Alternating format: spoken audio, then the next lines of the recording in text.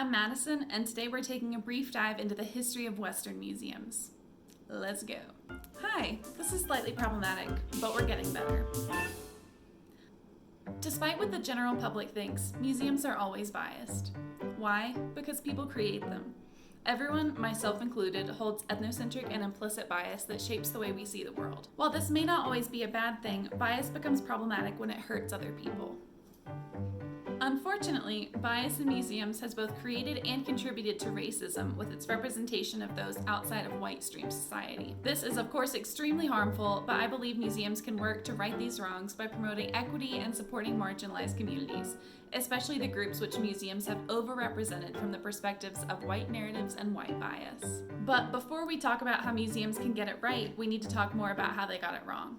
Museums are a product of the time and culture they exist in, and generally reflect the dominant culture's perspectives about whatever exhibits they're showing. With colonial and settler colonial countries like the United States, Canada, the United Kingdom, New Zealand, and Australia, Western museums and other cultural heritage sites have a long history of biased, racist depictions of the indigenous peoples whose land they occupy. #landback. Even if museum curators themselves are aware of their bias and know to take steps to eliminate or at least minimize their own bias, financial stakeholders like donors and board members who are overwhelmingly rich and white have the power to influence what curators can actually say and do. As educational institutions, museum content is generally trusted, and the average visitor isn't likely to analyze the impact of settler colonial bias on an exhibit about Maori tattooing or tamoko, for example. However, if the exhibit wasn't created with Maori consultants, co-curators, or partners, there might be quite a bit of bias simply because it wasn't created by the people who are from that culture.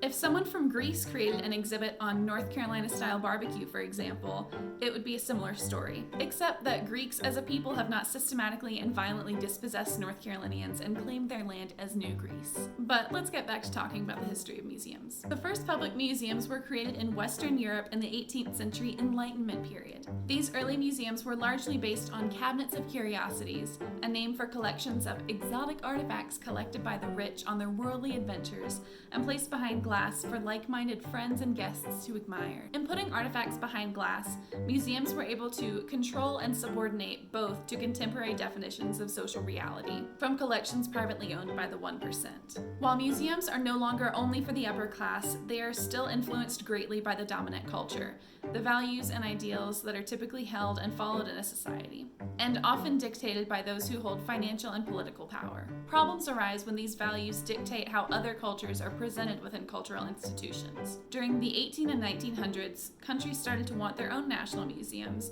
with private collections gradually becoming public. While public accessibility to museums is a work in progress because of the price of admission, the hours museums are open, transportation, other issues, museums have generally shifted to public-oriented institutions. This has changed the world. Just kidding. But it did seriously change the meanings assigned to museum objects and artifacts. There was a shift in creating the expectation that public collections would be related to the public and made meaningful to the public. Museums couldn't just present information to the elite anymore.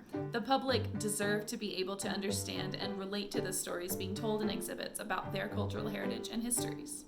This change had massive implications for curators presenting what were considered to be national ideas and norms. Public museums now exist, and they can now be used to validate and encourage settler colonial ideas while disparaging indigenous cultures and perspectives, and this continues today. Although some museums are altering the status quo and supporting marginalized communities, this still continues today. By now, you should have an idea of the enormous amount of control curators have over how artifacts are presented and understood by visitors. These values, collective representations, and models of social reality reflected the interests of the educated classes, of course. Those people who, since the beginning and to this day, control and patronize the great museums of the world. Museums are products of the establishment and represent the assumptions and definitions of that establishment, just as do most other major institutional complexes. Museums today have shifted into public-oriented institutions that attract visitors for their unique blend of education and entertainment. They're also institutions that are uniquely situated to influence the ways we think about other cultures. Studies show that museum visitors remember parts of what they saw months and even years after visiting a museum. Pair that with the fact that museums are seen as trustworthy sources of information by the public, and you can see how influential museums can be.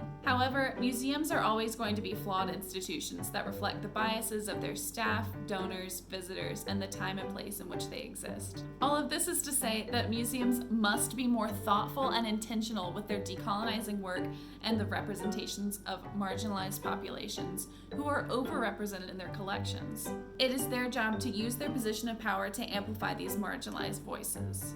Fortunately, there's now a movement to decolonize museums, to give control of representation to the represented. Decolonization is an enormous topic that we'll talk about more next time.